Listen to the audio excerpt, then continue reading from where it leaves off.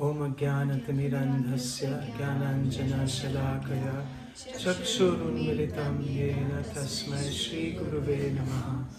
Namo Vishnu Padaya Krishna Pristhaya Bhutale Srimate Bhakti Vedanta Swami Iti Namine.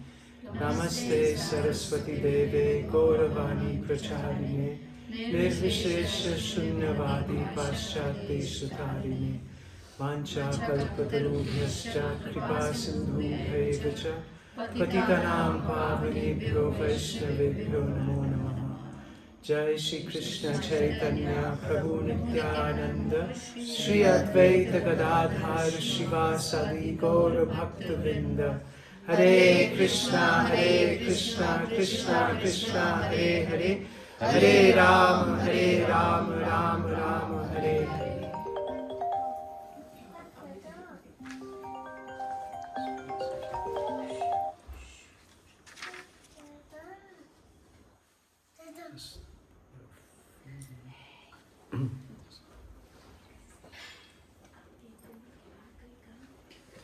So everyone, this one.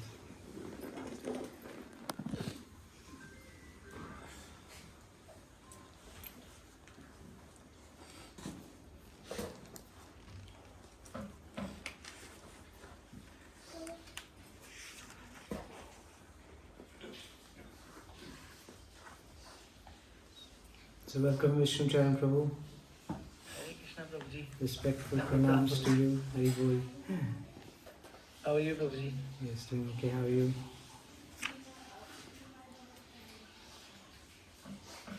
So everyone, kindly repeat after me. Jaya Jaya Shri Chaitanya Jaya Nityānanda. Jaya Jaya Shri Chaitanya Jaya Nityānanda. Jaya Advaita Chandra Jaya Gaur Bhakta Vrinda. Jaya Advaita Chandra Jaya Gaur Bhakta Vrinda. Jaya Jaya Shri Chaitanya Jaya Nityānanda. Jaya Jaya Shri Chaitanya Jaya Nityānanda. Jaya Advaita Chandra Jaya Gaur Bhakta Vrinda. Jaya Advaita Chandra Jaya Gaur Bhakta Vrinda. Jaya Jaya Shri Chaitanya Jaya Nityānanda. Jaya Jaya Shri Chaitanya Jaya Nityānanda. Jaya Advaita Chandra Jaya Gaur Bhakta Vrinda. Jaya Advaita Chandra Jaya Gaur Bhakta Vrinda. Jaya Jaya Shri Vasadi Gaur Bhakta Gana. Jaya Jaya Shri Vasadi Gaur Bhakta Gana. Shakti Deha Kore Yena Chaitanya Varnana. Shakti Deha Kore Yena Chaitanya Varnana. Jaya Jaya Shri Vasadi Gaur Bhakta Gana.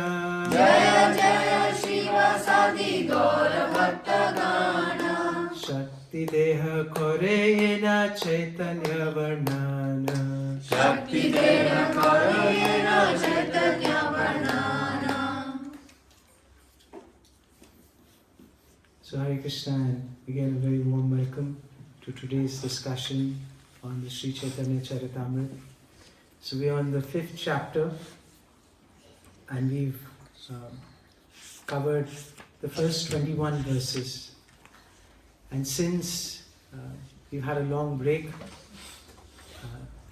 so probably everything is pretty much blurred for everyone. Like, what did you discuss? Where are we? In fact, after 3 weeks, things are a blur for me as well. Even though I'm leading the session, but so I thought we'll do a quick recap of the key points that we have discussed, and then we will discuss a few verses today. So this chapter is going to, in this chapter,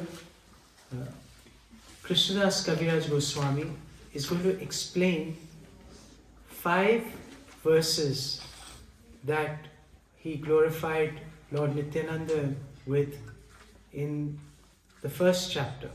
Those are called the Mangala Charan verses, the 14 verses. So we discussed the first 6, which were addressed to Lord Chaitanya, and then the next 5 are addressed to Lord Nityānanda. And in this entire chapter, he's going to explain those 5 verses. And he starts with the first verse, which is verse number 7. It was the 7th verse in the first chapter, and it's also the 7th verse in this chapter. And he prays that may Sri Nityānanda Ram be the object of my constant remembrance. Sankarshan, Sheshanag and the Vishnus who lie on the Karana ocean, Garbha ocean and the ocean of milk are his plenary portions and the portions of his plenary portions.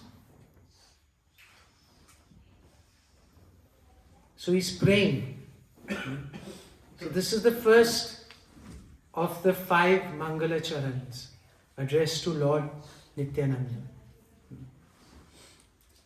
And Kaviraj Goswami explains that Lord Balarāma, what does he do? He assumes 5 other forms to serve Lord Krishna. So we discussed in our previous sessions that how Lord Balarāma is Krishna himself, but in a different physical form. So he is Krishna's, let's say, expansion. He is Krishna himself, but there are 2 differences. What are the 2 differences? The complexion and the mood. Yes. And what's his mood? Servitor. Servitor. So he is the supreme personality of Servitor Godhead.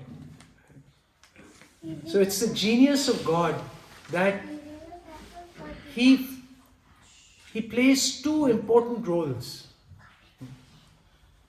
So he's the supreme enjoyer, and at the same time he's the supreme servant. So no one can raise a finger on him that, oh, what does God do? You know, he's just enjoying, he's totally disconnected from us. But what does he do? He also serves. And how does he serve? In what capacity does he serve? In what ways does he serve? This is what we learn in this chapter. That how does Krishna, in the form of Lord Balarāma, the supreme personality of Godhead, servant of Godhead, how does he serve everyone? And how does he serve in the creation? What's his role in the creation?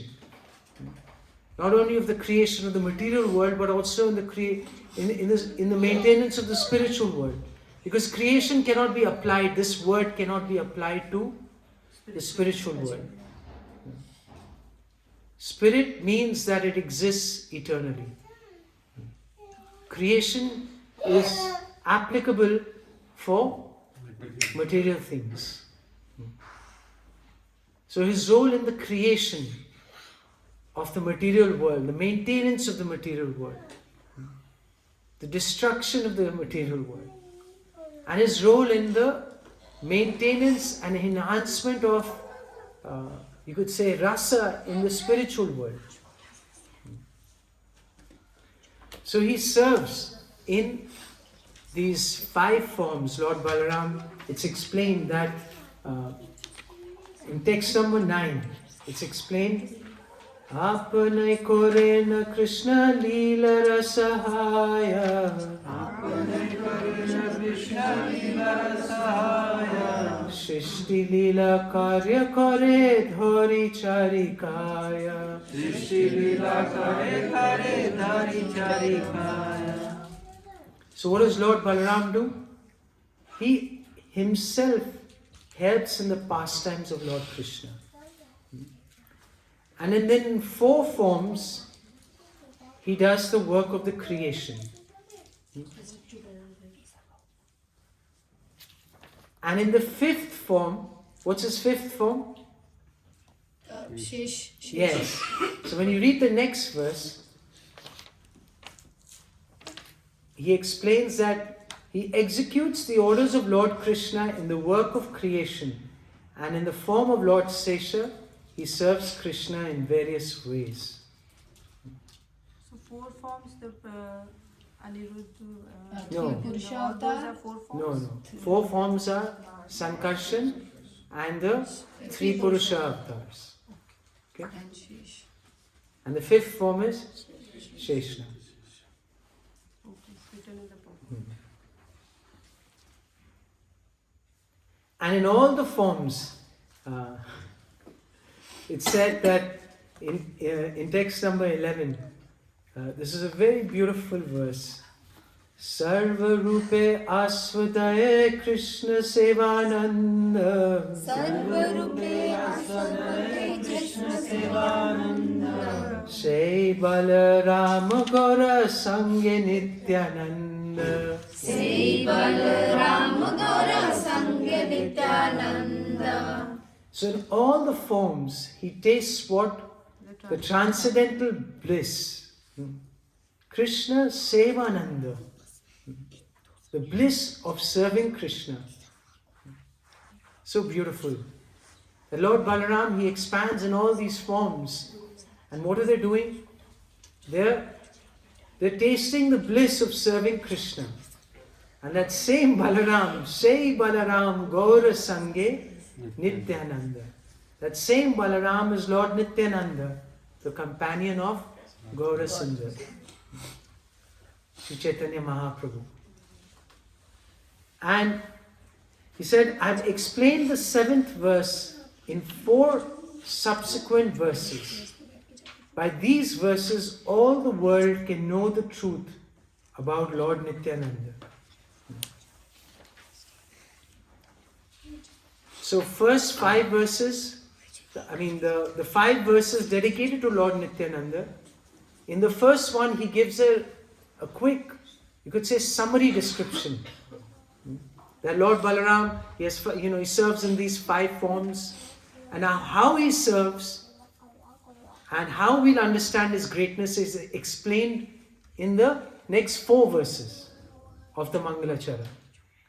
So we read the first verse, how he has 5 forms, and now in the next 4 verses he will explain how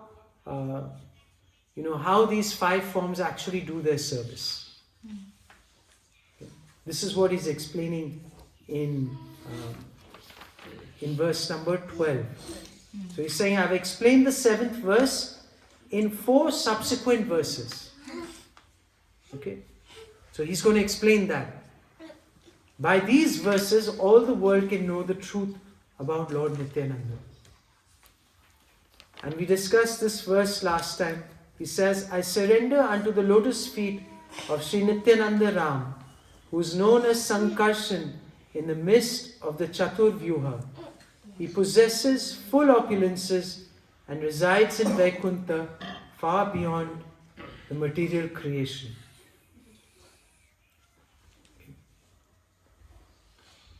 So before describing him, right, who's he going to describe now?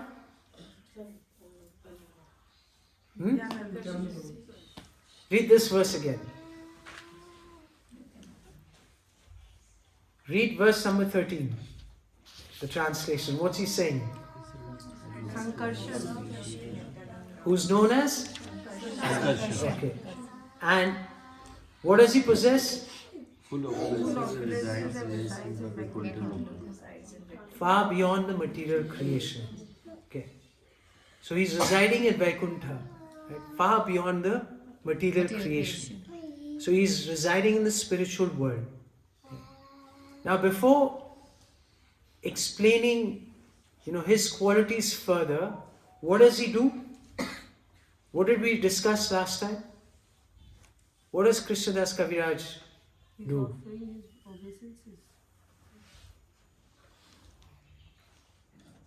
Read the next few verses.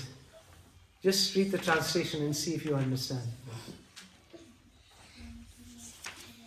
he has done something really amazing before he actually explains the qualities of Sankarshan. He has drawn parallel between Krishna and Balarāma. They are same. No, not in the next few verses. He hasn't done that. He's already done that in the first few verses, first 5-6 verses.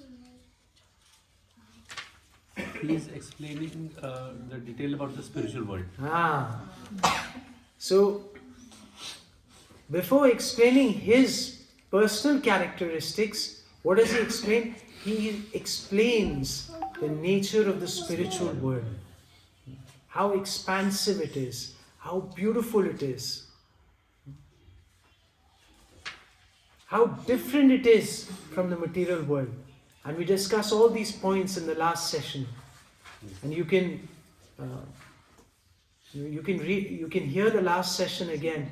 And we discuss many important points in that. About the distinction between the material world and the spiritual world.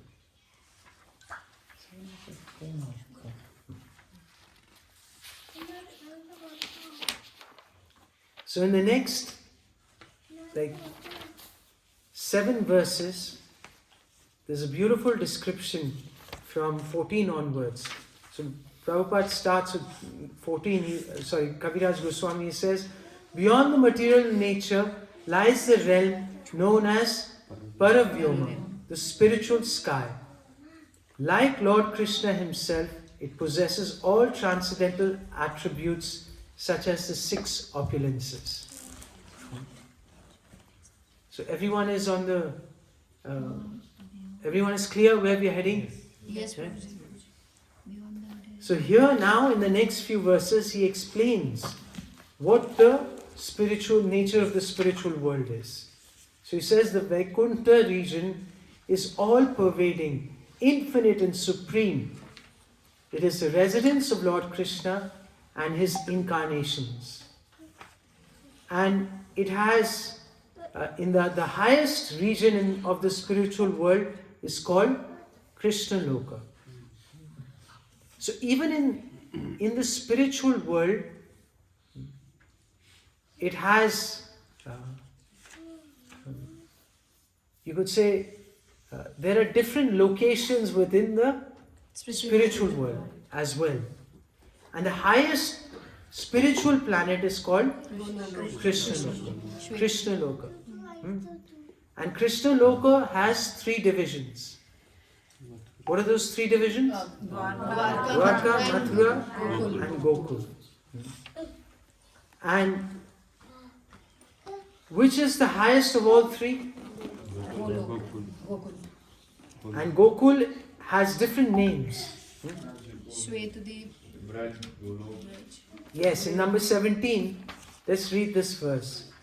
Sarvopari Shri Gokula Vrajaloka Dhama. Sarvopari Shri Gokula Vrajaloka Dhama. Shri Goloka Shweta Dipa Vrindavan Nama. Shri Goloka Shweta Dipa Vrindavan Nama.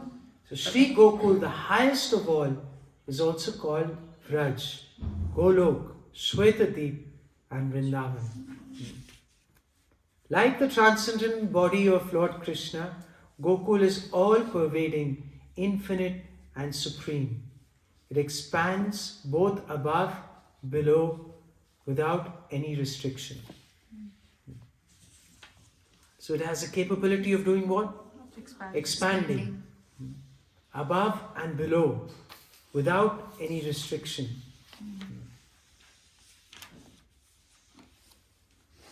And because it's able to expand itself and manifest itself in different places, that's how it manifests in this world. In text number 19, it said that abode is manifested within the material world by the will of Lord Krishna. It is identical to that original Gokul.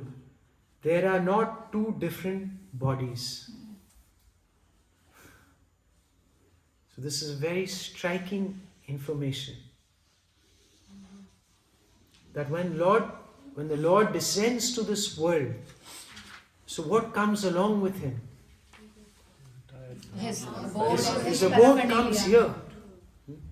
It manifests in this world. And how far are we from that? 2 Just hours. 2 hours. Just a few, not even actually, 120 if 120 kilometers is Vrindavan, but before that, like, you know, the whole, Varsana, Radhakund, and yeah, Radha. Vraj starts like, Boodle. ah, Boodle. so it is, I think maybe what, less than 100 kilometers from here. So this is the great fortune that we have, that we can go there and pray, and this is where Krishna performed his pastimes, where all the great sages, the 6 Goswamis, and they performed so many different pastimes, and they did so much tapasya over there. So many great saints have done so much tapasya and prayed for our welfare. So these places are very potent places.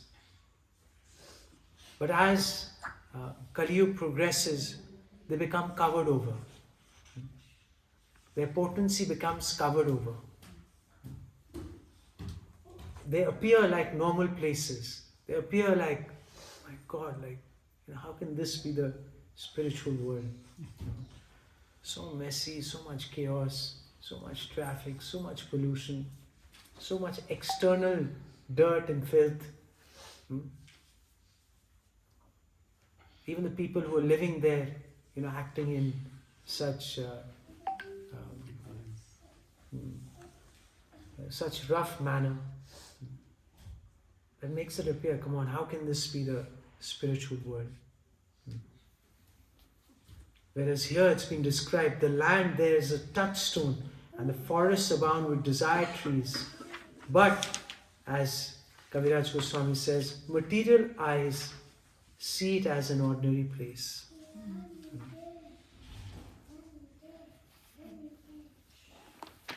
And Prabhupada says that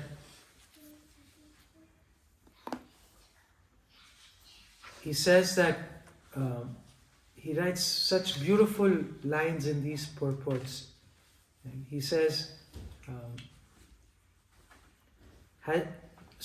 in this purport to text number 20, he says, Srila Narottam Das Thakur, a great Acharya in the preceptorial line of Lord Sri Chaitanya Mahaprabhu, has said for our benefit that one can perfectly see the dhams only when one completely gives up the mentality of lording it over material nature. One's spiritual vision develops proportionately to one's giving up the debased mentality of unnecessarily enjoying matter.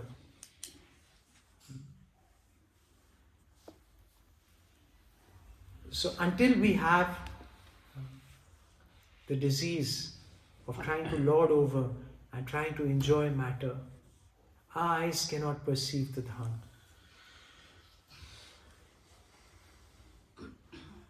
And we discussed this also in the last session, and how this can happen in gross and subtle ways. That even after practicing so much spirituality, we may still have this desire to be the controller and be the enjoyer on a subtle level. And as we would study later on, that as we are cultivating the plant of our bhakti, there's always a chance of weeds to develop. You know, the desire for fame, for profit, for adoration. So these are like weeds. So they can also grow along with that plant. And unless we're very careful, then what will happen is that these weeds will completely stunt the growth and destroy our bhakti kripa. So we have to be very careful.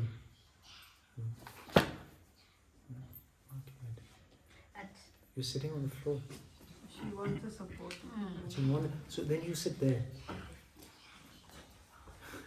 There you can get support of the wall.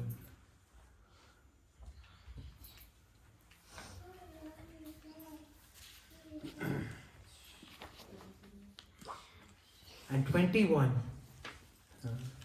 This is very, very important. These verses are like such important sutras. They have the secrets to make progress in spiritual life. Simple lines, but really powerful. So when sometimes you wonder, like, why we are not able to see. When I go to the Dham, I don't feel anything. Why is that?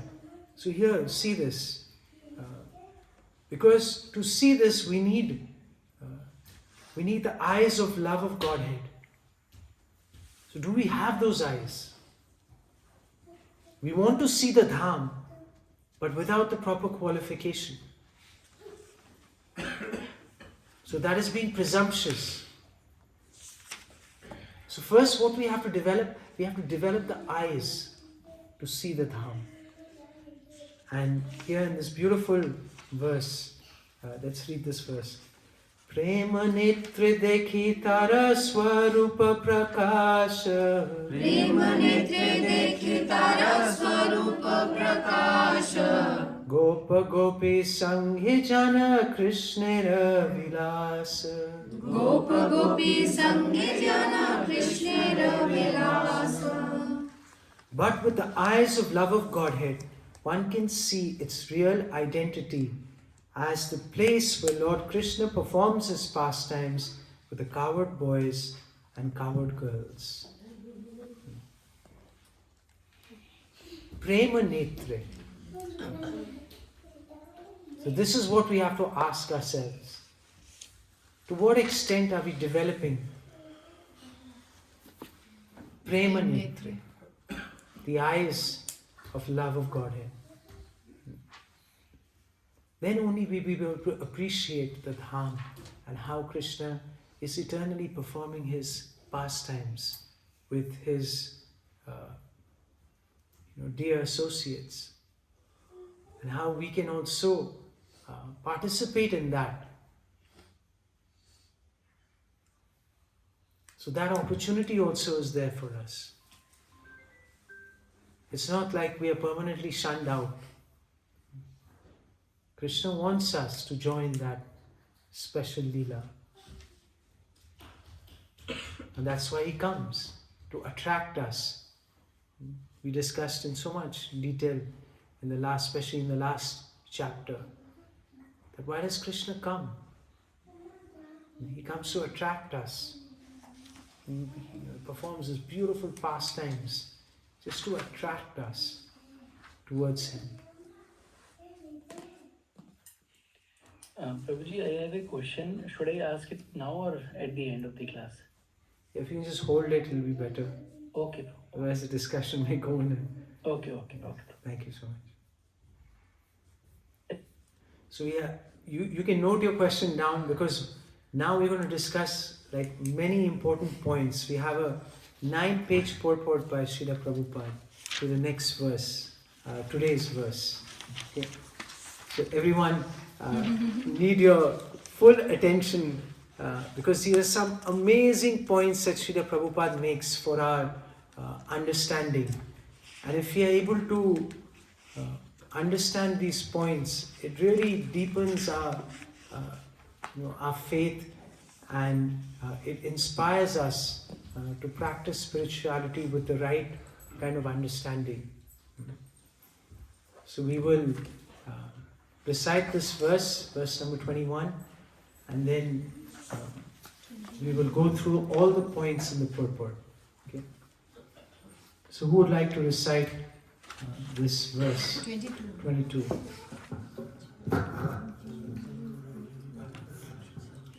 Chintamani prakar sadma sukalpa vriksha.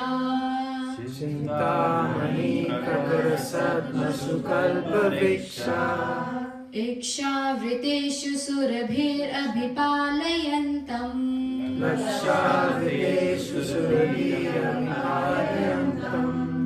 Lakshmi Sahasra Sat Sambhrama Sevyamanam. Lakshmi Sahasra Sat Sambhrama Sevyamanam. Govindamadi Purusham Tam tamaham bhajami. Govindamadi Purusham tamaham bhajami. Thank you so much. So just like in all the chapters,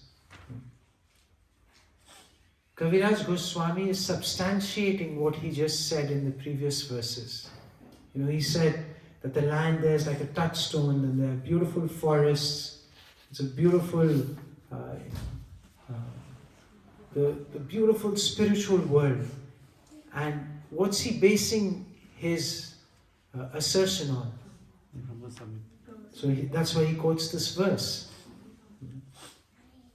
And in this verse, Lord Brahma is praying.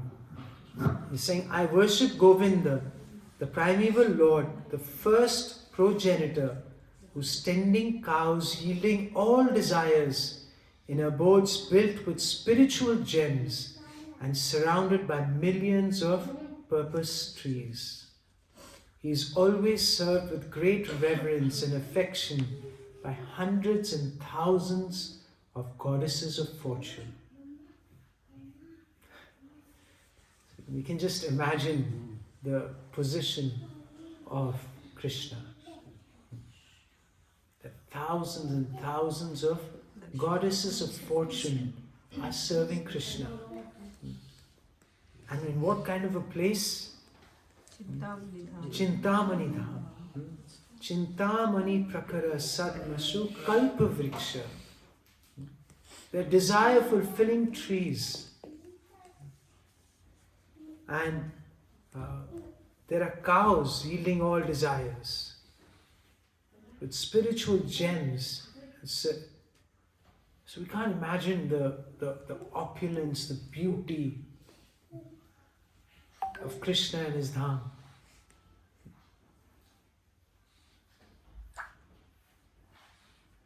And in this purport, Prabhupada explains many vital points about the nature of the spiritual world. So he starts off, he says this verse is from the Brahma Samhita, 5.29. So this is the 29th verse. And he says that this transcendental place where not only is life eternal, blissful and full of knowledge, but it has abundance of everything that we can dream of. Ample vegetables, milk, jewels, beautiful homes, gardens, lovely damsels, and who are all goddesses of fortune. And this description that we are hearing, or we've been hearing so far, it's described in the Srimad Bhagavatam. And this vision of the spiritual world was given to Lord Brahma. When he realized his mistake, he thought that Krishna was an ordinary boy and he stole the calves and the cowherd boys. And he thought that, okay, Krishna will not be able to figure it out. But when he saw that Krishna not only figured it out, but he expanded himself into the cows and into the calves and cowherd boys, he was completely, he completely came to his senses, and he sincerely apologized, and he poured his heart out in such beautiful verses. It's one of the most beautiful prayers in the Srimad Bhagavatam. The 10th canto. That's chapter, I think, it's chapter 14. The 10th canto. Prayers by Lord Brahma. And there's such beautiful verses. Thanks. When we read those realizations of Lord Brahma, they really inspire our faith in Krishna.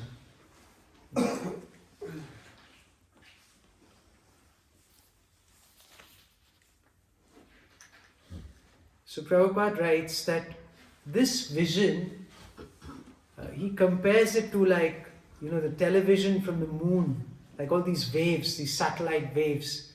And when we perceive all these, you would say, these images on the TV coming through the link with the satellite and all the waves. But he says the spiritual vision is achieved. Right? How do we access these waves? What's the secret? The secret is by penance and meditation within oneself. Penance, tapasya. And what's our main form of tapasya in this age? It's not like in previous ages where we had to go and sit down and completely abstain from eating, sleeping, mating, defending, and just completely meditate for thousands of years. You know so many mantras, but this is not required now. It's been made so simple that we can stay in the most degraded places, just like Gurugram.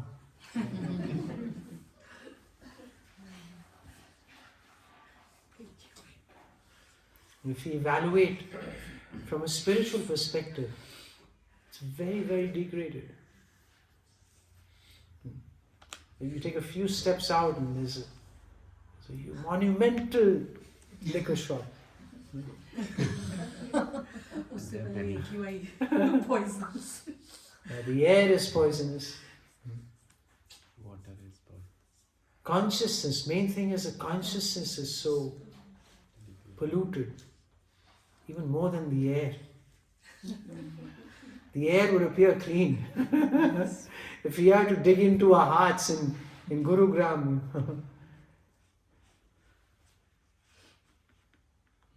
the air will seem pristine.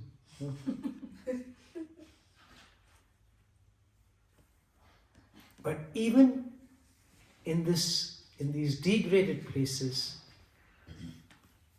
we have a process by which we can transcend this degradation and transcend the influence of the material energy. I mean, it's incredible what the potency of this simple process is. And because it's so simple, we take it lightly.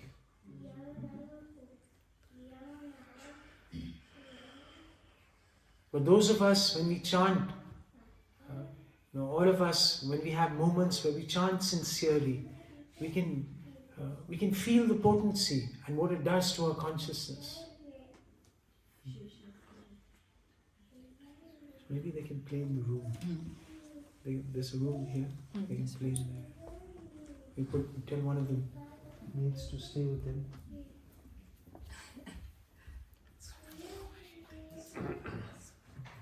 It's very quiet because no fans. Yes. So we're in that season.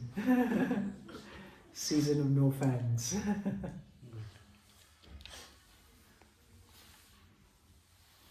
And then Prabhupada explains, now in the next few pages, he explains that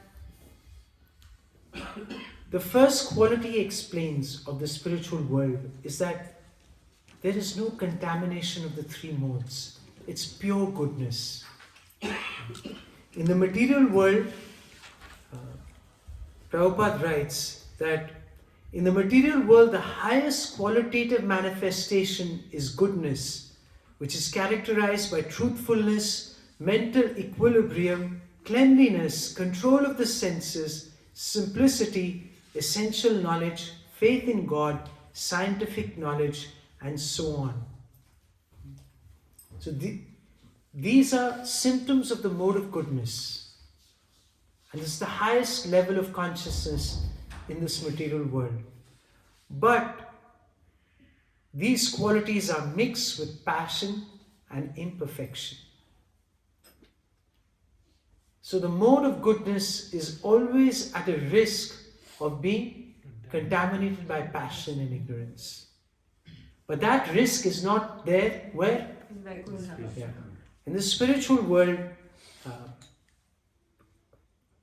it is completely pure because it is a manifestation of God's internal potency, and therefore they are purely spiritual and transcendental with no trace of material infection. The second quality is that it is eternal. Nothing comes into creation and nothing is ever destroyed in the spiritual world. So Prabhupada says, because there is no mode of passion in the spiritual world, so there is no creation and there is no question of destruction. But in the material world, we find that because there is passion and ignorance, Prabhupada writes that in the material world, everything is a creation. Anything we can think of within our experience, including even our own bodies and minds, was created. And then he says something really interesting. He says this creation began with the life of Brahma.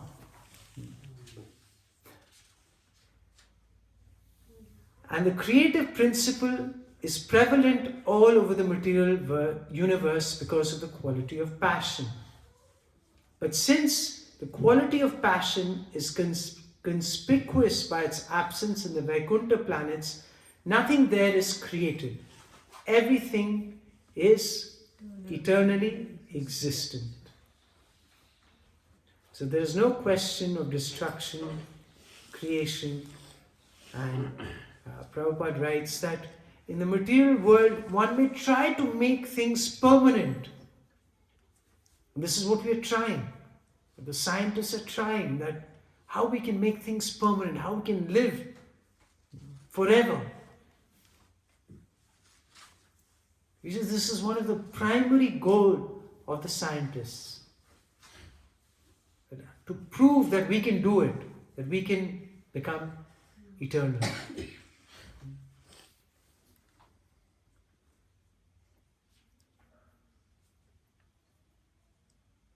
But Prabhupada writes, because goodness in the material world is mixed with passion and ignorance, nothing here can exist permanently despite all the good plans of the best scientific brains.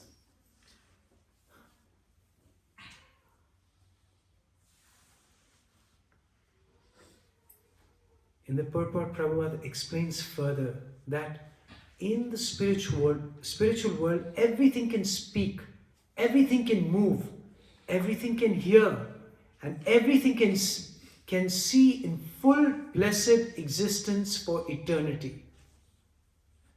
The situation being so, naturally space and time in the forms of past, present and future have no influence there. In the spiritual sky, there is no change because time has no influence. So there is no influence of time in the spiritual world. Whereas we have the clock ticking. They say that science explains time capsules. So you think everything goes on in parallel out there? What do you mean parallel? You're saying that everything exists. So we have time here, so one thing finishes, next thing begins. There is no beginning and end. Yeah, there's no beginning in it. So Now this is inconceivable to us because in all our experience, in everything that we observe in this world, in our lives, everything has a beginning and everything has an end. But the first lesson of the Gita, what is it? We are all this body. That we are eternal. And we are covered by this material form. Why? Because of forgetfulness of our relationship with Krishna, with God. And that's why we've been given these temporary forms. We've been given this temporary world where We can have the illusion of enjoyment and being the controller, but ultimately we can't experience anything permanent in this world except when we connect with Krishna. When we connect with our source, who is eternal, full of bliss and full of knowledge, then we are able to get that experience. We are able to restore our consciousness to its original form. And this is the process of bhakti. Bhakti is what? It's simply, it's uncovering our true nature. We are covered over by the influence of all the three modes of material nature: passion, ignorance and goodness. And then we have these, we have the covering of this body, and then there's a subtle body, the mind, intelligence and the false ego. So it's covering our true nature. So this whole process to break free from this covering, so that we can realize our true potential as spirit soul. Later on the purport, Prabhupada will explain what is this power of the soul. We have no understanding because we're chasing everything, such petty, temporary, material things, that we've forgotten the power of the soul. In this verse, Prabhuji. Later in the paragraph. So Prabhupada explains that another quality is that since there is no covering of the material energy, the senses of everyone in the spiritual world are also transcendental. Prabhupada explains that the material energy is a covering of the spiritual spark, but in the absence of that material covering, the living beings in Vaikuntha are never forgetful of their identities.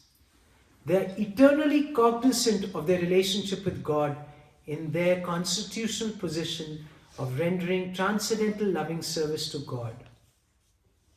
And then he says this beautiful line. He says, because they are constantly engaged in transcendental loving service to the Lord, it is natural to conclude that their senses are also transcendental. For one cannot serve the Lord with material senses.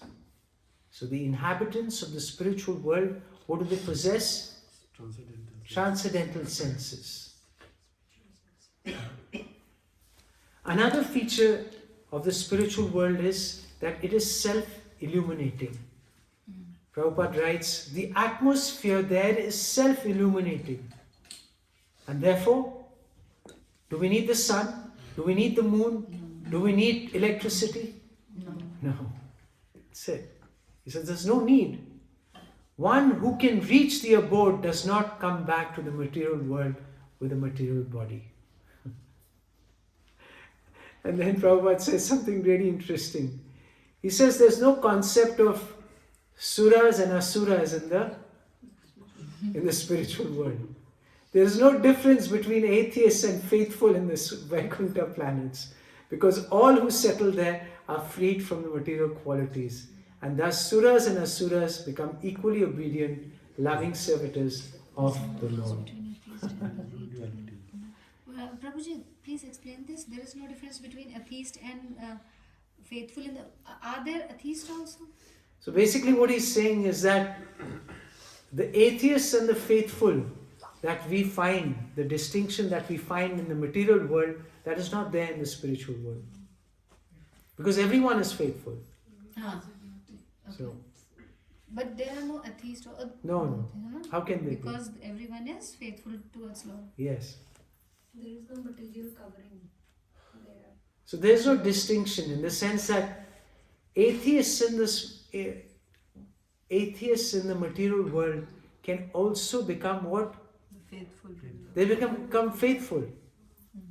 And so in the spiritual world, whether you were atheist or whether you were faithful, so when you're in the spiritual world together, there's no distinction. Because everyone is faithful. If we are atheists, we will not able to go to the spiritual world also. No, by practicing devotional service, you will gain access to the spiritual world. That's what Prabhupada is saying. So that means the atheist has to first become faithful, then only can go to spiritual world. Yes. Ideally, yes. Yes. But then why did we come? Then Huh? everyone is faithful there and there's no scope of anything. So why did we come here? Yeah, so this is a very interesting question. This will go into a whole different discussion. And one more question, Prabhuji. Basically, that is inconceivable. That question, to put it in simple ways, that how did we fall? It's very difficult to understand.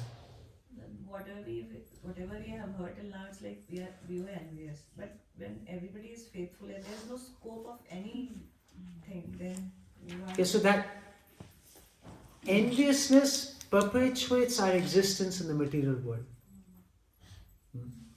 Icha and dvesha. The desire to lord over and dvesha, the enviousness towards the That means Lord. there was lack of faith. Then only we wanted So,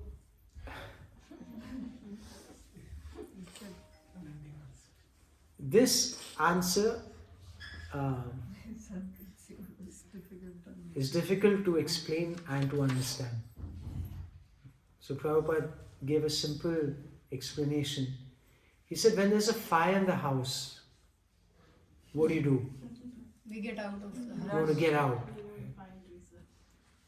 So do you wonder, where did this fire come from? Let me investigate, let me understand, let me do a thorough analysis of the fire. What do? There's a fire. Like, are you going to sit down and We'll try to escape first. We'll try to escape yeah, first. just get out?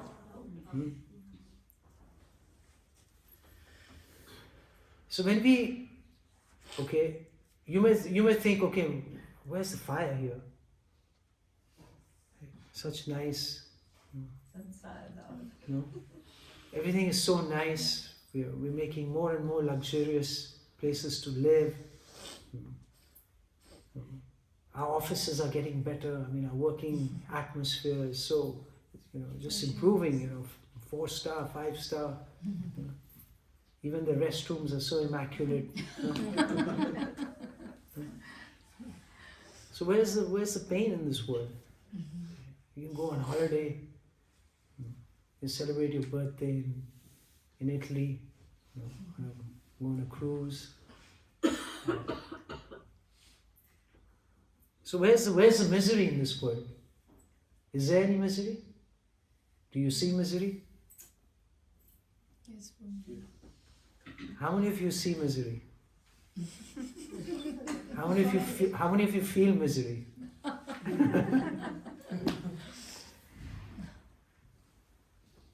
No matter how much we try to manipulate the material energy, no matter how much ultra luxury we are able to achieve, that's all. You see material life or material progress, there's only one thing: how to make things more luxurious. You'll see all the ads. If you really read all the ads, all the billboards, this word luxury is the word that stands out most.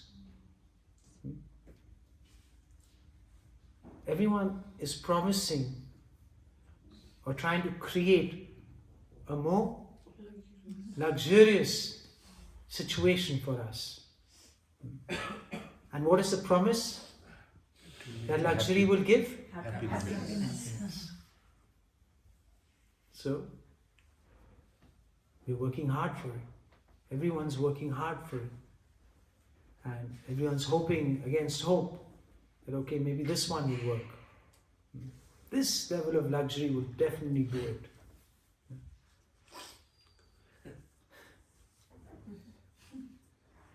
But what is Prabhupada saying here? Prabhupada saying is that everything is temporary here. No matter how much we try, all the scientists with all their brains, because there's passion, there is ignorance. What will happen? You can't make anything permanent. In fact, you create more problems by all these endeavors. The Bhagavatam says that it's like shifting the burden. It gives different examples, but just like someone who's carrying, like a dhobi who's carrying a burden of clothes, right? He puts it on his head. When that becomes overbearing, what do? They shift the burden to the shoulder. Sometimes they may have to put it down and sit down for a while. So you keep juggling. You keep shifting the burden, but the burden always remains. So no matter how much we try in this material world to make material solutions, we are bound to fail. All our endeavors will be smashed in the end, because this body will be smashed. And we see that's why when we hear the realizations of our acharyas, the descriptions of the material world, they're not very hopeful. Just look at the words that are used to describe the material world. Right? When you see the Shikshastakam, how does Chaitanya Mahaprabhu describe the material world? Dava. Huh? Mahadavagani Nirvap. It's like a forest fire. And those who live in California, they have first-hand experience of that. I mean, I think last year or a year ago, or earlier this year. Yes, this year. I mean, all these big, gigantic bungalows and villas built by all these superstars, superheroes. What happened to them? What happened? They just got burnt down without any notice. All you could do is what? All you could do is just run from there.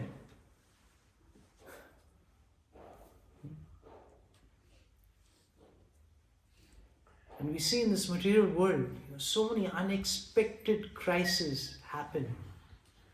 Just when we think everything is nice and settled, something happens that completely rattles and unsettles us.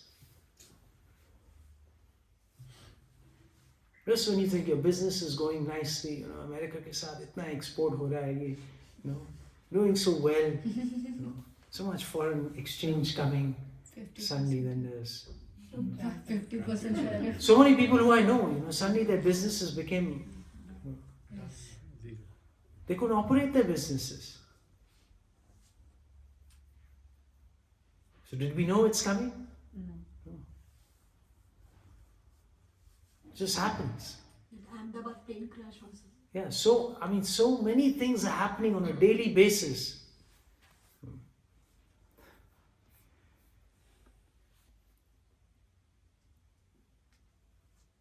So there's nothing, if you really analyze and this is what the Shastras help us. They help us analyze the nature of the material world. And sometimes it's depressing, because many of these statements about the material world, they're not very hopeful. I mean, Chaitanya Mahaprabhu gives this amazing description. He says the material world is like a place where people pass through.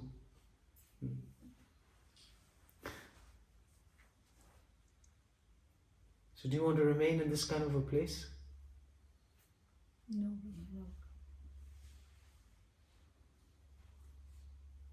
But this is what we're trying to do. Make such an exotic restroom. Right? People nowadays, when they build their houses, they build the bathroom as big as the rooms, and they put everything.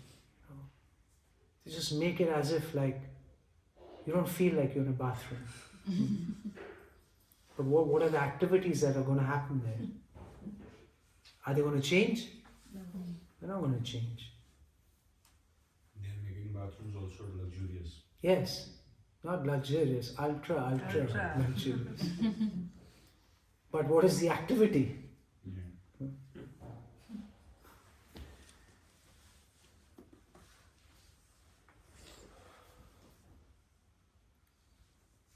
Prabhupada then explains that he explains that how beautiful the residents of Vaikuntha are. And then when we think of beauty, we think like, wow, they must have really nice fair complexions, blonde hair. But the residents of Vaikuntha have brilliantly black complexions. Where is it written? It's in the purport. They're going paragraph by paragraph down. Third paragraph. So this is, 46 first line. and just appreciate the next line. He's saying that they are much more fascinating and attractive than the dull white and black complexions found in the material world. So, Vaikuntha, they are black complexion? yes, this is Vaikuntha plants. Their bodies, being spiritual, have no equals in the material world. The beauty of a bright cloud, when lightning flashes on it, merely hints at their beauty. And they're dressed in yellow clothing. Their bodies are delicate and attractively built, and their eyes are like the petals of lotus flowers. Like Lord Vishnu, the residents of Vaikuntha have 4 hands decorated with a conch shell, wheel, club, and lotus flower. And they're always powerful and they're always effulgent. And then Prabhupada explains that they have airplanes. They have airplanes in Vaikuntha planets. That's the next paragraph. Yes, Guruji. It talks about the Sudarshan Chakra. Which one? The Sudarshan Chakra. Yeah, they have a chakra. So everyone has a Sudarshan Chakra? Yes. Isn't it only Krishna? So here they're saying all. You see what's being said there. Yeah, it says all. That's what I'm asking. Yeah, I mean, probably looking like. Yeah, the residents of Vaikuntha have 4 hands decorated with a conch shell, wheel, club, and a lotus flower. Same form as. But elsewhere don't we read that Sudarshan Chakra only belongs to Krishna? Yeah, but who are they? The residents of. Who are they? Krishna's forms. They are associates of Krishna. So All. you can see the residents of Vaikuntha have 4 hands decorated with a conch shell, wheel, club, and a lotus flower. Yeah. And then they have airplanes. But what's the difference? They don't make sounds. Prabhupada says they don't make tumultuous sounds. Nor do we have air crashes like the Ahmedabad air crash. It's not like, suddenly they'll, come down and, people will be weeping and crying and, dying. No. Prabhupada says material airplanes are not at all safe. They can fall down and crash at any time. For matter is imperfect in every respect. In the spiritual sky, however, the airplanes are all spiritual and they're spiritually brilliant and bright. And then he says, Prabhupada says, it's not, these planes don't fly executives and politicians or, business executives, right? Planning commissions as passengers. Nor do they carry cargo or postal bags, for these are all unknown there. So who's flying? Who's flying in them?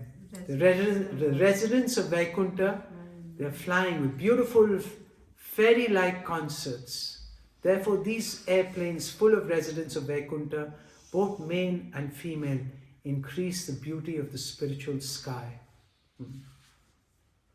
And we cannot comprehend this beauty. And there's always a festive atmosphere. So there's always, what? Festive Yeah. atmosphere. It's not that, exams are coming. And now, lockdown, and now you sit down and you got to study. Every day is a festival. You don't have to go to work. You don't have to clean the kitchen. Right? You don't have to worry about your little children. No. No anxiety for mothers, no anxiety for fathers. No. When is the next paycheck? Will I lose my job? No. When's the next recession coming? No, nothing like that. There's always a festive atmosphere. Why?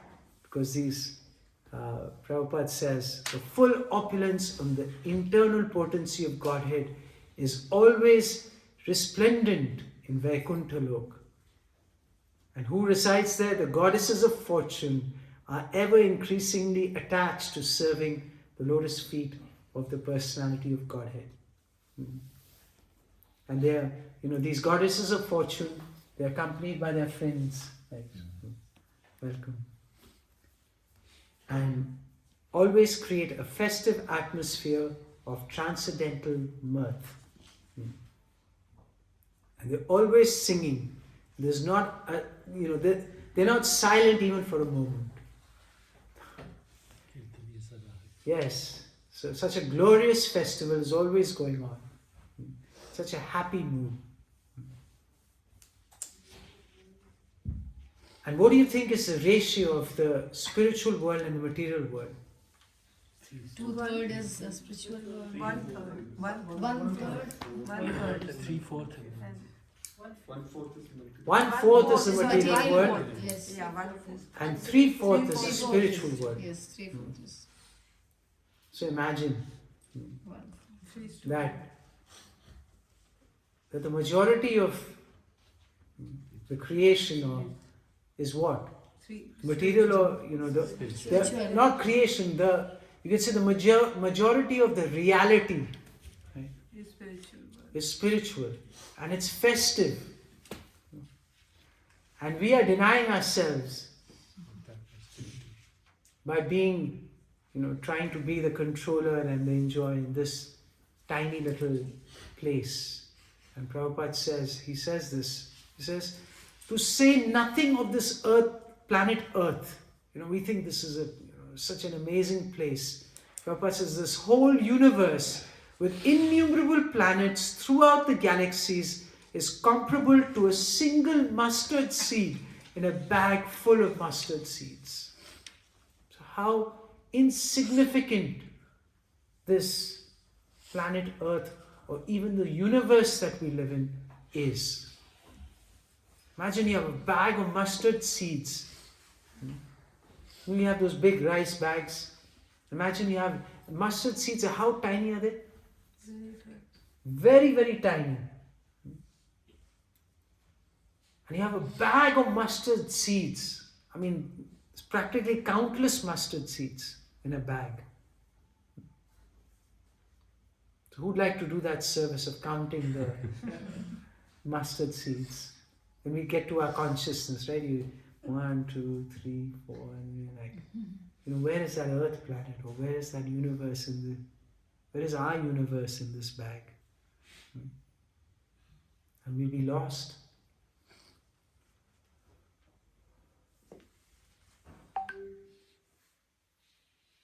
So this is the insignificance of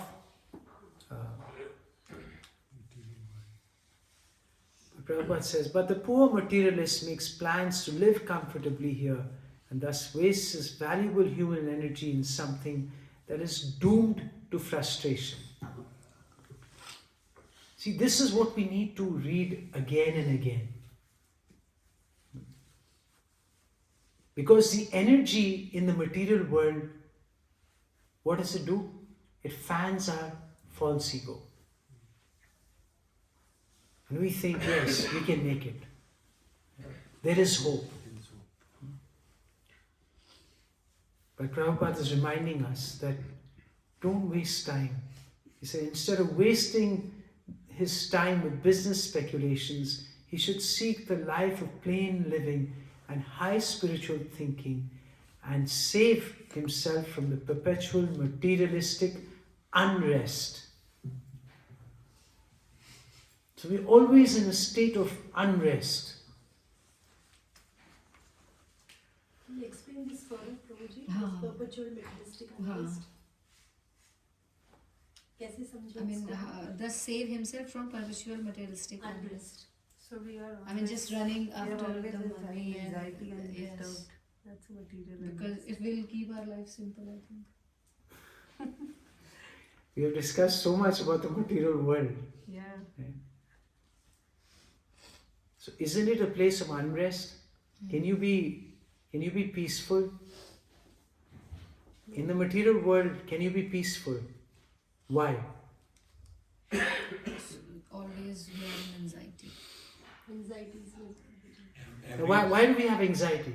every new Desires challenge and- is coming in front of us with passing time. Because it's Desires temporary. desires है इस वजह से Prabhuji. Because everything is constantly changing.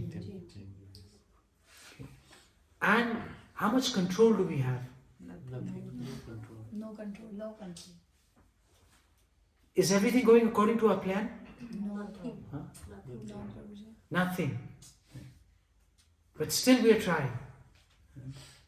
Set karenge. We'll settle. The Prabhupada is saying, no, don't waste your time. This is something that is doomed to frustration. This is what the Bhagavatam teaches, this is what the Gita teaches. Anityam asukham lokam. Krishna says. Then he repeats it again. In what other, how does this describe? Dukkhalayam ashashvatam. Same thing, different words he's using.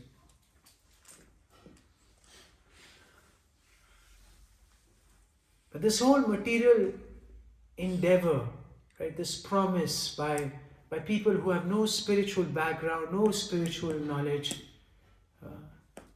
they're just dangling the carrot for us. Durashaya. Ashaya. That means asha that can never be made possible. It can't be fulfilled. Nate vidhu swartha gathim hi Vishnu. Durashaya ye bahirartha manina. The Bhagavatam says. This bahir artha, this external energy is presenting a false hope to us that we can make it, we can do it, we can live peacefully, we can be happy in this world.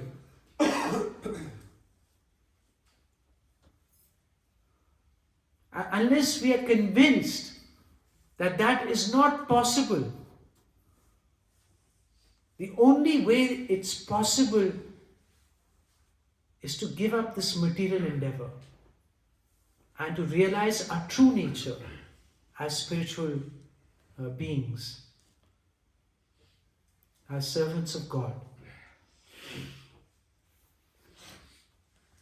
Otherwise, Prabhuji, we discussed about this constantly changing the material nature.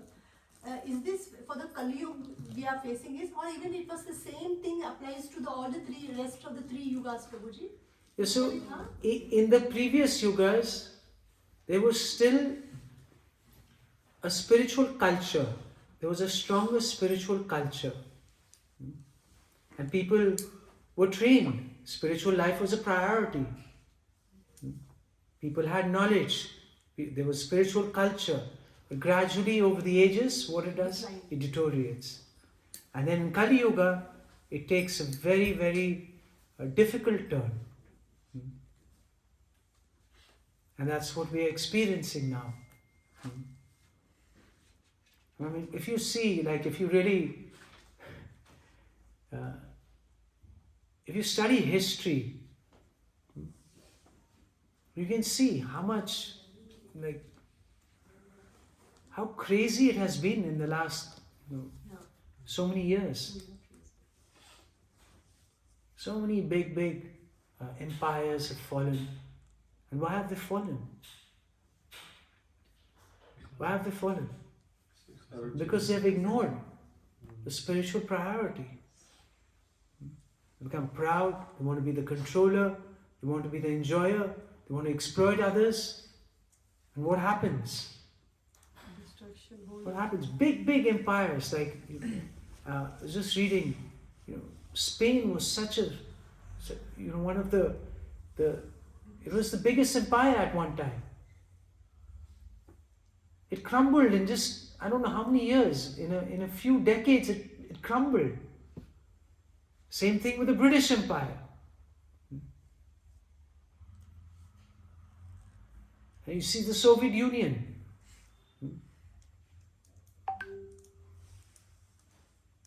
And now you can see But Prabhuji, those who are flourishing are also not God conscious nowadays. What do you mean flourishing? I mean, who are expanding their empire. Yeah, so you're looking from a material point of view. What do you mean by flourishing? Are they really flourishing? I mean, not exactly flourishing, but taking. Yes, Expanding that is the illusion. And it appears that they're flourishing. They've got power, they've got money, they may have beautiful bodies. But are they really flourishing? What is flourishing? What is progress? When you have half the population where they don't even have a mother to take care of them. Ravana has a. Yeah, there you go. He has a flourishing kingdom. Materially. But is that flourishing? So what's bound to happen? Will that last? Temporary. That is temporary. That is temporary. So it gives this manifestation or this illusion that, look, we're doing so well. We're on the top. Yeah, you may be on the top for a few hundred years. Maybe 1,000 years.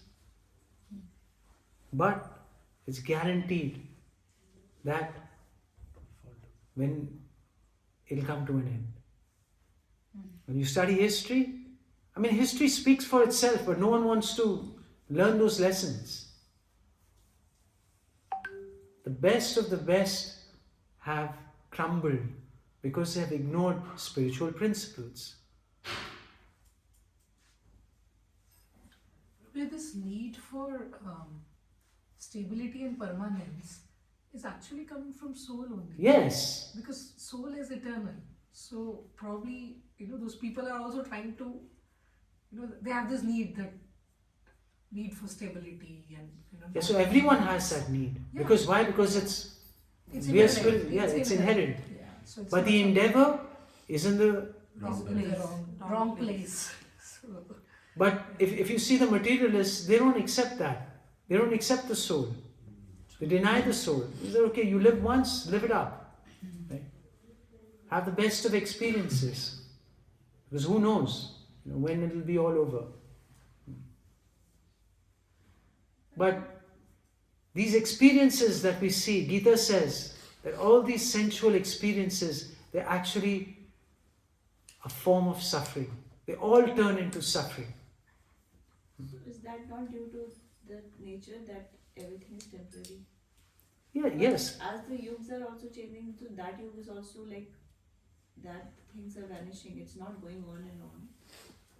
No, that's not going on and on, but it was a spiritual culture, so we have to appreciate what was good in that culture.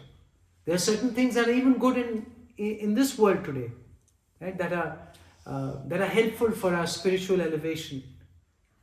It's not that everything is all dark. There are pockets of goodness. So we have to connect to that and make the best of the bad bargain, Prabhupada says. Prabhupada says that if you really want to enjoy, then transfer yourself to the highest planets. Why are you settling for this temporary material pleasures? Transfer. And what is that process? He says Ashtanga Yoga. He writes in the purport. He says, the best plan is to prepare oneself to return to the spiritual sky after leaving the body. However, if one is intent on enjoying material facilities, one can transfer himself to other planets in the material sky by utilizing yogic powers.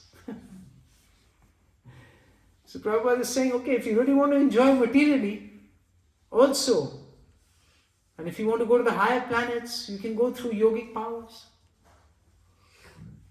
Then he explains the whole process of Ashtanga Yoga. He says it's a materialistic art of controlling air by transferring it from the stomach to the navel, from the navel to the heart, from the heart to the collarbone, and from there to the eyeballs, and there to the cerebellum, and from there to any desired planet. So yoga has that power. And Prabhupada writes that this is the power of the soul. He said, the soul is hundreds of thousands of times finer and more powerful than intelligence. So the soul can travel at such high speed. He says we can thus only imagine the velocity of the soul in its traveling from one planet to another. So this is the power of the soul. Needless to say, the soul travels by its own strength and not with the help of any kind of material vehicle. So here Prabhupada is reminding us that, what is the power of the soul? And then Prabhupada says, this beautiful line, we must remember this. He says, the bestial civilization, right, or the beast-like civilization of eating, sleeping, fearing, and sense gratifying has misled modern man into forgetting how powerful a soul he has.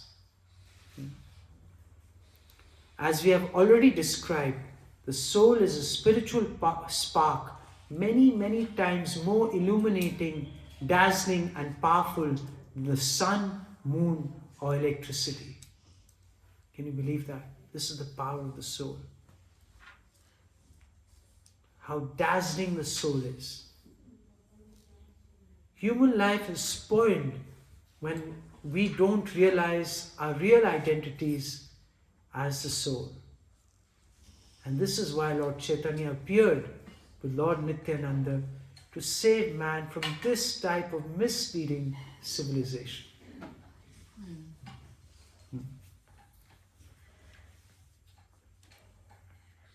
And then Prabhupada writes that even in the Bhagavatam, how there's a description of how the yogi can leave his body.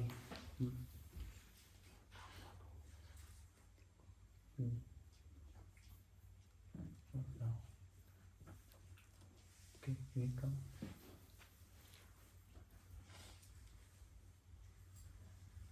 And Prabhupada reminds us again, he says, by the grace of God we have complete freedom. But the Lord is kind to us. We can live anywhere, either in the spiritual sky or in the material sky, upon whichever planet we desire. However, misuse of this freedom causes one to fall down into the material world and suffer the threefold miseries of conditioned life.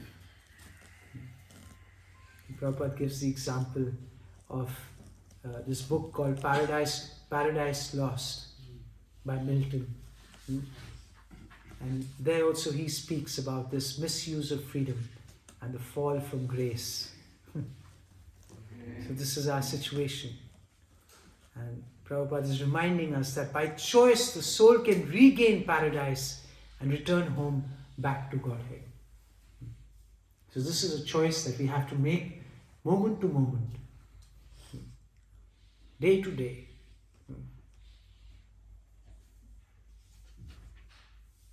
Where do we want to go? And how are we going to get there?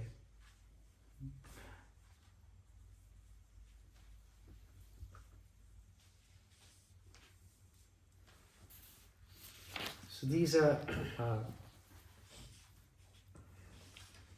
many of the points that Prabhupada makes in the purport. That how we can, this is the power of the soul.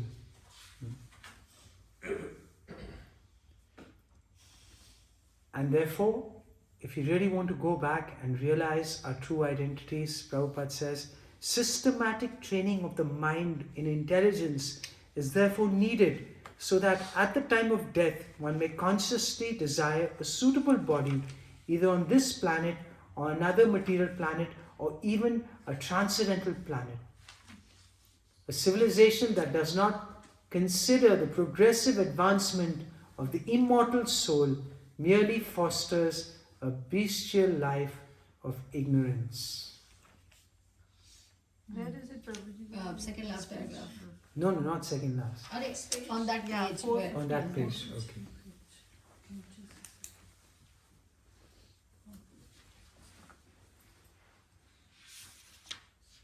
So Prabhupada says that we must utilize our will properly. If we don't utilize our will, then we'll continue to be entrapped in this material, temporary environment, subject to frustration. We are doomed in this environment. And we can see that. It's there, it's happening every day in front of our eyes. And sometimes we hear so much crisis, so many problems. Is there a dearth of problems today? If your life is going smooth, say for some time, but still you will get calls, people are suffering. That's why Prabhupada says it's not a place for a gentleman. If you really think deeply, and if you didn't have Krishna consciousness, we become really depressed. And that's what people are trying, temporary ways, so many different types of intoxication, material entertainment, extreme entertainment. Nowadays, I think it's been some time now, maybe the last 2-3 decades. I remember even 20 years ago there was extreme sports and all these things, all these shows started appearing on TV where people will come and do crazy things to attract attention and to have a laugh and celebrate. Because normal things, now they're exhausted. So now you just, go onto a cliff and jump and, all these crazy things. All these shows are there. WWF. Huh? Khatro ke Khiladi. Huh? Khatro ke Khiladi. I don't even know their names now.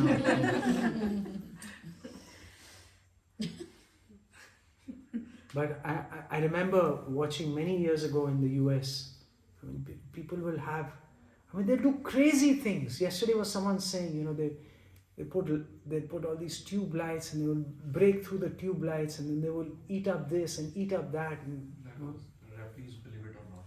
Huh? Rappies, believe it or not. They eat the screw, they Yeah. eat the glass. So what how does that help us?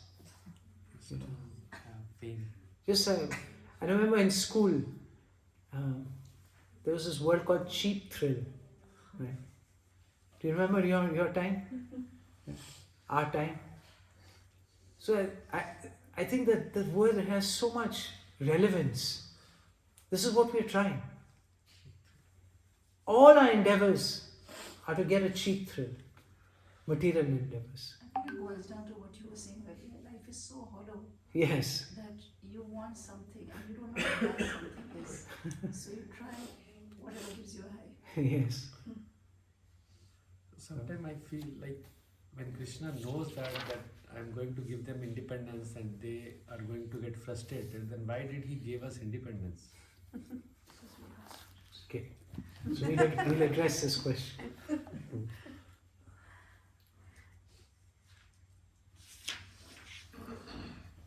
So we'll stop here today. Okay. And so I think we've covered most of the points. So I just like to end with the last paragraph. Okay. Let's listen to this very carefully. It says, according to Sukadev Goswami, the above description of the material and spiritual skies is neither imaginary nor utopian.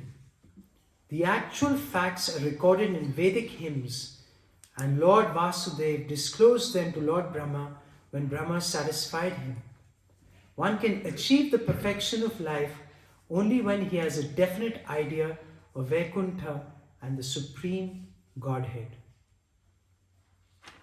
So one can achieve perfection of life when one has a definite idea of Vaikuntha and Supreme Godhead. One should always think about and describe the Supreme Personality of Godhead, for this is recommended in both the Bhagavad Gita and the Bhagavad Purana, which are two authorized commentaries upon the Vedas. Lord Chaitanya has made all the subject matters easier for the fallen people of this age to accept, and Sri Chaitanya Charitamrita has therefore presented them for the easy understanding for all concerned.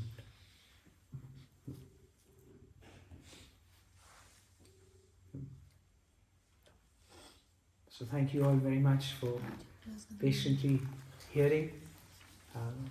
So we will address Vishnu Charan Prabhu's question first, and then we'll get to your question.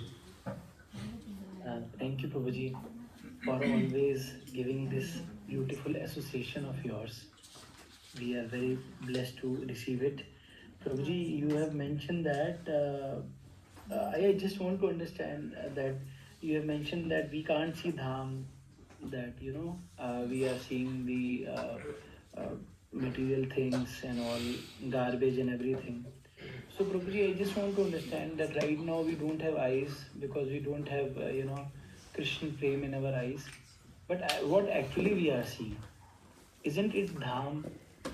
If we are seeing commercialization, if we are seeing traffic, if we are seeing garbage, pigs, monkeys, isn't it we should call it as paraphernalia of Dham, or what should we call it? It's a covering of the Dham. Confusing question. It's a covering of the Dham. Right? Covering of Dham. So should there be filth in the Dham? Ideally, should there be filth in the Dham? No. There shouldn't be. Right? Yeah. So no. There shouldn't be filth, there shouldn't be thrash, there shouldn't be traffic jams, there shouldn't be pollution. Why should there be? So if you were respectful, like if people staying there or people who even visit there, if they were really respectful, would they create such a bad situation there?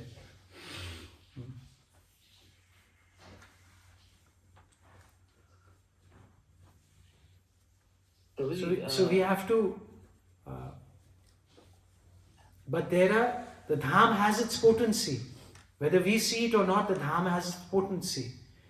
So even when we don't have that spiritual vision, that means we do the tapasya of ignoring ignoring the covering, right, or different levels of covering that are there, and we should go and pray at the samadhis, at the bhajan kutirs, at all these Lila studies. So that is the tapasya we have to do. So as Prabhupada wrote, that by tapasya, by penance. So this is the penance, even though we may not have much appreciation for the external feature of the Dham, but we still go there and we act, and then we can access the mercy. Then that covering will be removed for us. The covering will not affect us.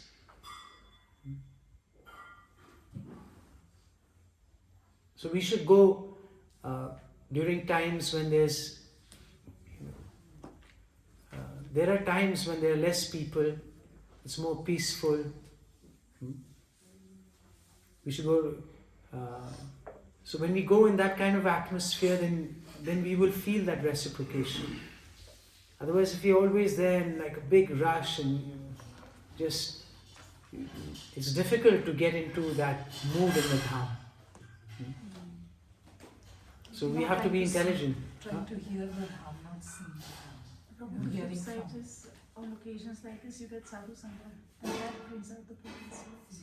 Yeah, so the other thing is that what is the main purpose of going to the Dham? is to get association of the sadhus. That should be our main objective. So when we go there, and if you're not associating with saintly people, then that visit is not completed. So when we go and we have senior devotees and we sit with them and we hear about the importance of the Dham, it has a big impact on our consciousness. But if we just go there as a tourist, then we'll not get the same vibrations. We'll not get that same transformation that we get when we go with devotees who are dedicated to the Dham, who have much more realization of the Dham, and they can transmit that their deep love for the Dham to us.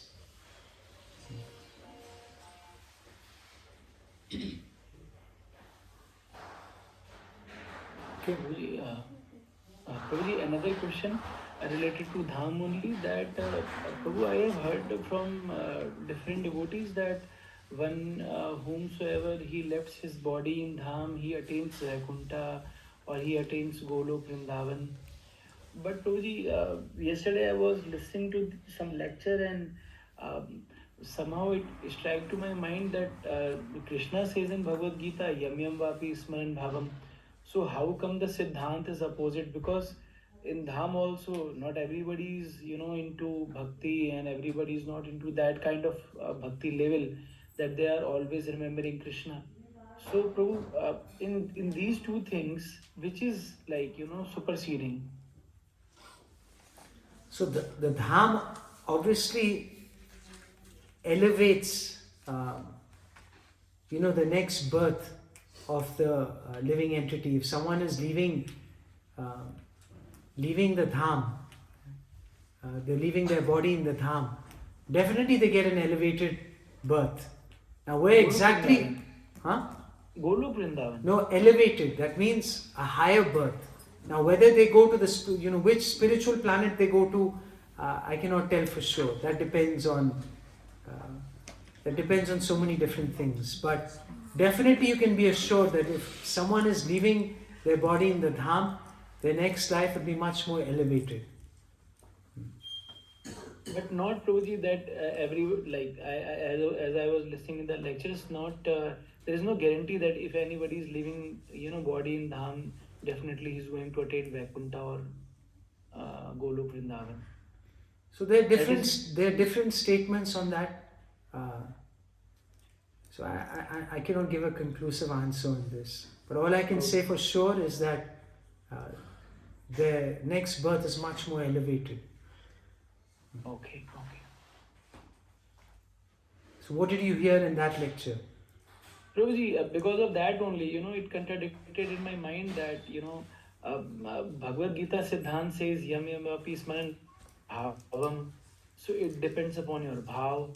And if anybody is living in Dham and doing some mischievous kind of activities, how come he is going to attain that bhav of Krishna Prem or Krishna Bhakti or Radharani's lotus feet? So Dham has the potency to forgive and nullify.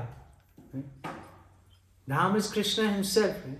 So if Krishna wants, can't he forgive? Can't he nullify your karma?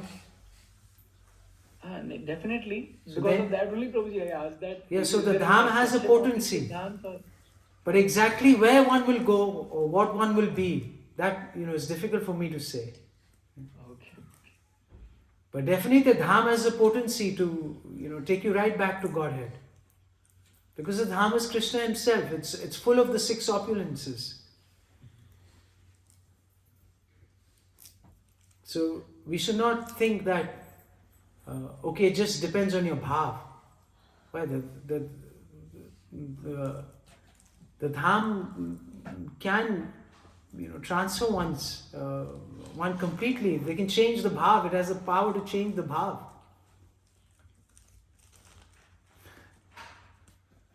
Okay. I hope that is satisfying for you. Prabhuji, not 100%, but it is, You want to know exactly.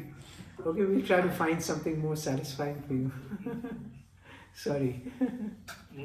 Thank you. Thank you. Hare Krishna. So you had a question about independence. Why does Krishna give us independence? So we all are part and parcel of Krishna. And is Krishna independent? Yes. He's supremely independent. Swara. Right? So if you're part and parcel of Krishna, if you're a minute part and particle of Krishna, so will we have some independence or not? So that means it is natural. Yeah, it's natural. Need for autonomy. Like Sukhava Mataji links Sat Chid Anand. Soul has these qualities. So the Sat is related to need for stability. The knowledge factor is linked with need for autonomy or free will. So that is inherent. We all. But he's asking why do we have it? He's not saying that. He's asking why. His question is why. The soul has it, so.